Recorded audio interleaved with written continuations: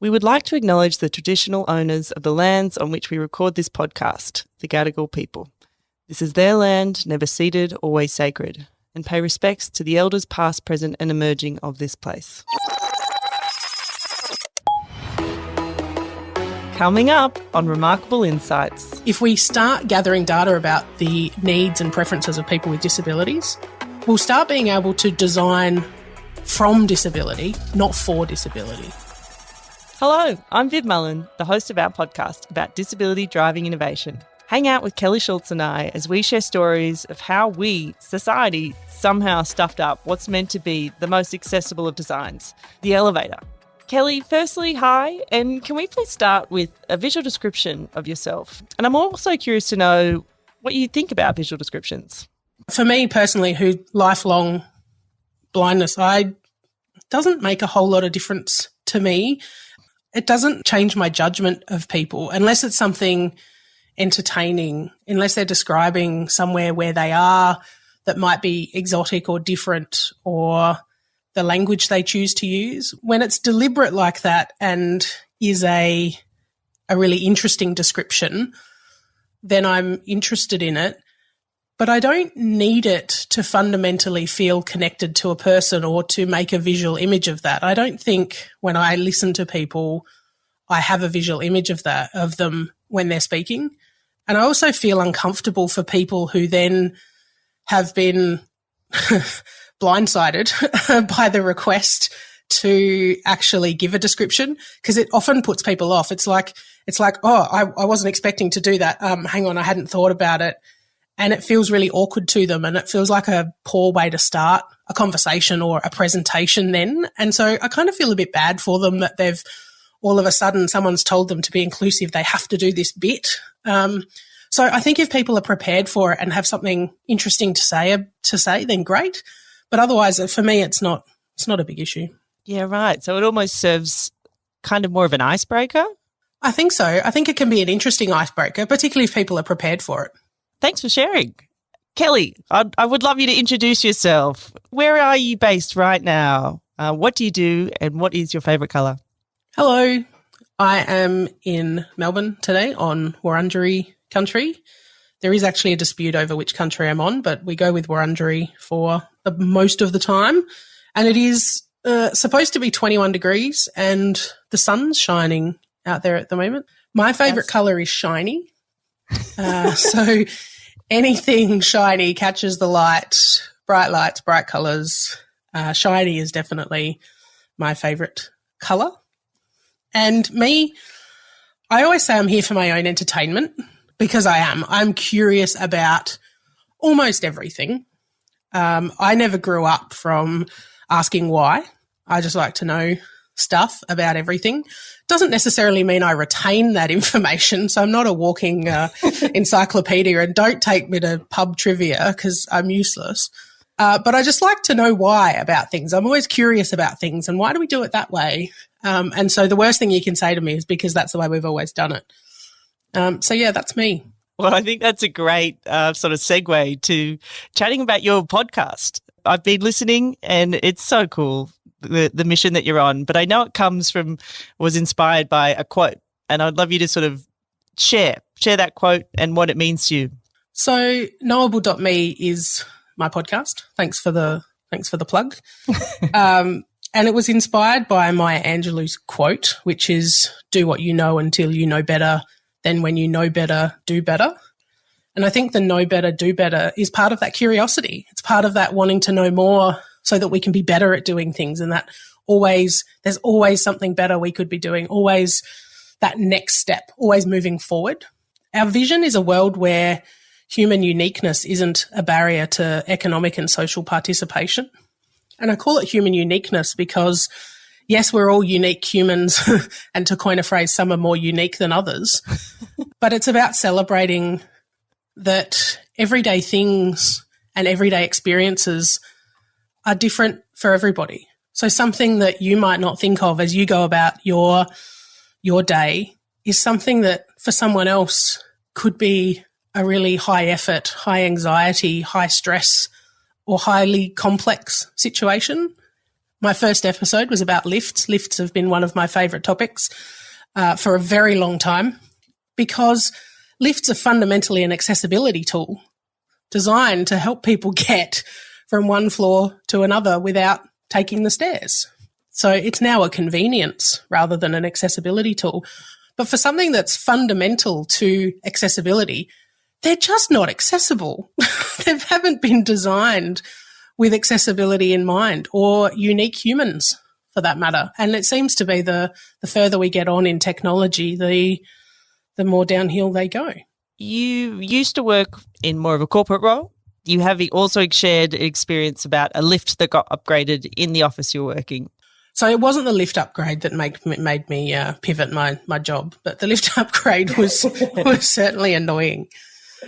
The short version is that lift upgrade went from lifts that you'd go to the right set of lifts, get in a lift, physical button, tactile button, braille on the button, press that button and reliably get out at the right place, to a system that had a touch screen. You could select your floor. It would tell you specifically which lift to go to. Hopefully you made it to that lift and then it would go up to the right floor. The problem being that touch screen was not fundamentally accessible, so they had put in an accessibility button and then it would start talking to you and it would say, press this button the number of times for the floor you want. In my case, I worked on the 39th floor at that point in time. That button had to be pressed 39 times. Hopefully you didn't miss it because it would scroll through all the floors before that. And 39 button presses. I mean, I like pressing the pedestrian button multiple times. I'm one of those people. But I don't think it ever gets to 39. Like, that's a lot of button pushes. That experience, once again, though, fundamentally accessible. Is it reasonable? Is it right? Is it usable? Is it equitable? I don't really think so. I decided that there's something more. There's data missing from that equation, and data that indicates that you need to be thinking about your most interesting users because they're the ones that are going to bring you the innovation. I think there's a lot of talk at the moment about closed captions and the fact that 80% of people 18 to 24 are using captions 80% of the time. 80% most or all of the time, I think was the stat from the BBC. So that tells me something that was an innovation for deaf people and hard of hearing has become something that an overwhelming majority of the population wants. So if you were building a streaming service today, you wouldn't build that service without putting captioning in because you'd lose your key demographics. So that's an innovation that belongs now to everybody. And there are lots and lots of examples in accessibility and the disability community of people who've come up with those innovations that everybody's using every day. And so to me, it's not about the question of, well, how many people are there who might actually want to use that? Well, it could be everybody. If we start gathering data about the needs and preferences of people with disabilities, we'll start being able to design from disability, not for disability. I think that's season 2 of Remarkable Insights done. What are your thoughts on the accessibility of a lot of the storytelling and the messaging out there about technology and innovation?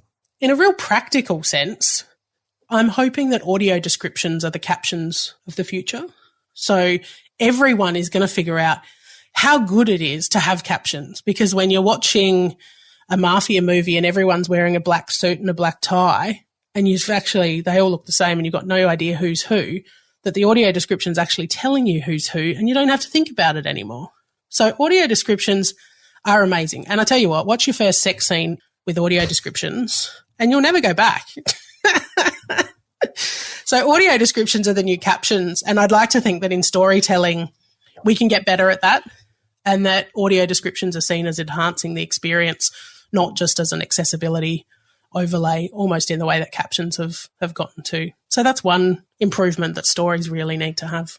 And I know in your previous role, I believe you really push for audio description. Audio descriptions can and should be anywhere and everywhere because they are about enhancing the experience. I think creators need to get more creative. I can't stand the TikTok voice. just quietly. And anytime I start to hear that woman, I'd kind of go, oh, I don't want to watch this one. And you can also be really entertaining with those descriptions. So if your ad is only music, it could be the most banging track. But if you're not telling me what you're advertising, completely wasted that spend.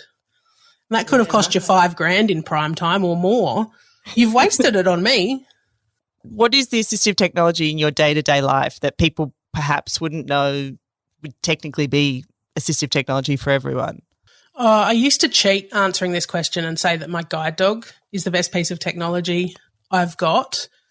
Right. But there is a short description as to why. And it's that she is completely flexible to my needs. She's reliable. She's cute. That helps. Totally relatable. She breaks down social barriers for me. She has all these what I call human characteristics of what we think of being human. And that's what I want from my technology. I don't want my technology alienating me. I want it to facilitate communication, to facilitate independence, to facilitate human and social and economic participation. And that's what my guide dog does. And I say that because so often there's lots of news articles out there about the guide dog of the future. And sure, they don't poo and they probably don't vomit. But I also don't necessarily want to be the person that looks like they're walking a Dyson down the street. Because that's not going to facilitate my social participation. It's not going to cuddle up to me at night and make me feel better when I need it. I just think technology needs to facilitate all those human needs. It should be working for us. I shouldn't have to adapt to it. And what, if you don't mind me asking, what is your relationship with technology? I think deep down, I really love it. And that's a generalisation because that is most of the time. Technology is totally enabling, but there are times where it doesn't work because it hasn't been designed in a thoughtful, accessible way. And what do you hope sort of the future, we hear a lot of things about AI, and there is technology that doesn't exist. It exists, but it's really at this sort of birthplace where it's getting traction and these new things are being introduced. How do you hope that can leverage off what you're doing with Knowable Me? We always often jump to the nefarious use of technology and why it's going to be bad. I think we need to focus on the positives and mitigate the risks. So the idea that AI is going to help every kid cheat at school is not what I'd be talking about. I'd be talking about the fact that AI can help neurodivergent kids communicate their own thoughts and ideas better by putting that into some order of communication to help them communicate. That's the story we should be talking about. And mitigate the risks. Go, actually, kids, you can use the AI, but let's understand it as a tool. Let's understand its limitations. Let's learn our critical thinking and how to ask a good question. They're the skills, because they're the skills that kids are going to need. AI is not going anywhere. So let's embrace it and embrace it for the positives and mitigate the risks. We do like to end the episode with asking a guest to share a remarkable insight, to share something you'd like to leave the guests with or listeners. What I have talked about is finding your most interesting users.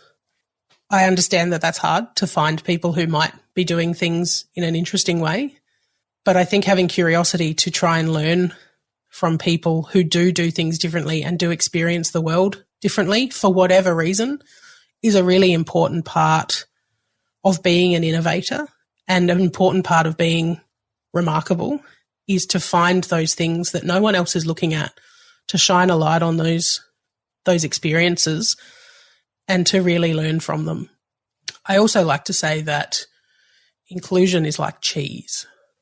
You can never have too much, but some is always better than none.